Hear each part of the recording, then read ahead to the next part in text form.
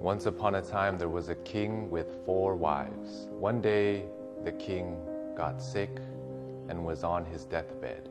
Afraid of being in the afterlife alone, he asked his 4th wife, which he loved the most, and bought her diamonds and gold and elegant clothing.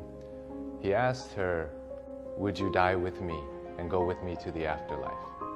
The 4th wife replied, "I'm sorry, I can't do that," and walked away. He also loved his 3rd wife and was very proud and would always show her off to neighboring kingdoms.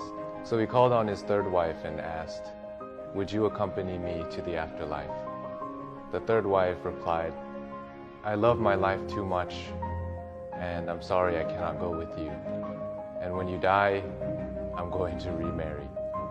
His 2nd wife has always been there for him in his times of need, so he asked, "Would you accompany me to the afterlife?" The 2nd wife then replied, "I'm sorry that I can't help you out this time, but what I can do is arrange your funeral, and I will be there for your funeral." A voice called out and said, "I'll leave with you and follow you wherever you go, even if it is to the afterlife." And the king looked, and it was his 1st wife. But this was the wife that he took care of the least. Felt embarrassed and said, "I'm sorry, I should have taken more care of you and given you more attention when I was alive." The moral of this story is that we all have 4 wives. Our 4th wife is our body.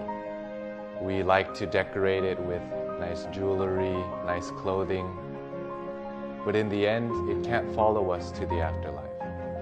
The 3rd wife represents our possessions.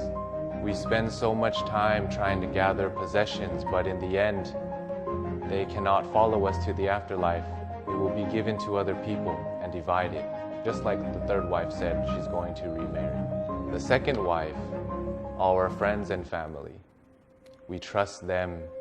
They're always there for us in times of need.